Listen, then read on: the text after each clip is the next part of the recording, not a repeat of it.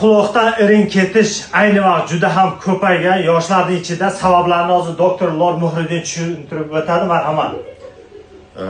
Quloqdan irin ketish bir necha sabablari bor. Bu osteogenoiditis, xronosinusitis vaqtida bo'ladi. Bu sababi asosiy sababi infeksiya, ya'ni quloqqa infeksiya tushish. Bu infeksiya burun orqali tushishi mumkin va tashqaridan ham quloq parda teshik bo'lgan holatda tashqaridan ham tushishi mumkin. Va quloqda infeksiya tushib, endi avj oladi. Avj olgandan keyin zardob binoylar paydo bo'ladi.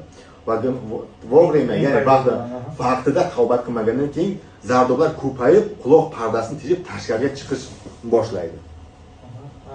Uni tashxis qo'yish uchun nima qilish kerak? Tashxis qo'yish uchun shu alomatlarni o'zida kimki sezsa, ko'rib qolsa-ki quloq og'riyapti yo qulog'idan zardob iringlar ketyapti, testlar doktorlarga murojaat qilish kerak. Doktorlar uni ko'rib turib, analizlar qiladi. Quloqdan analiz oladi, qon analizlarini oladi va kompyuter tomografiya quloqni tekshirib chiqish kerak.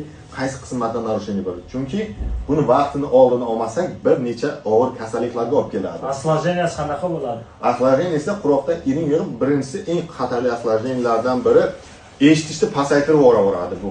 Keyin quloqda pardasi teshik bo'lgan holatda teshik qolib ketadi va tez-tez quloqqa infeksiya tashqaridan kirib boshlaydi. Ikkinchisi, quloqda iring yig'ilib, bu iring shunaqa quloq suyakchalarini yeb boshlaydi. Eshitish pasayib ketadi. Keyin buni восстановить qilish juda ham qiyin bo'ladi.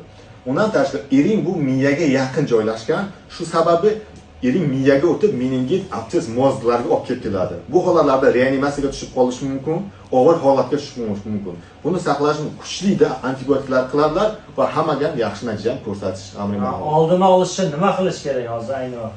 Oldini olish uchun salgina quloqda og'riq paydo bo'ldi, yo quloqda bitish paydo bo'ldi, o'shanda nima qilish kerak? Doktorga vaqtida, ya'ni vaqtida murojaat qilish kerak, quloqni muoyanadan o'tish kerak, albatta to'g'ri lecheniya qilish kerak. Rahmat, sog' bo'ling.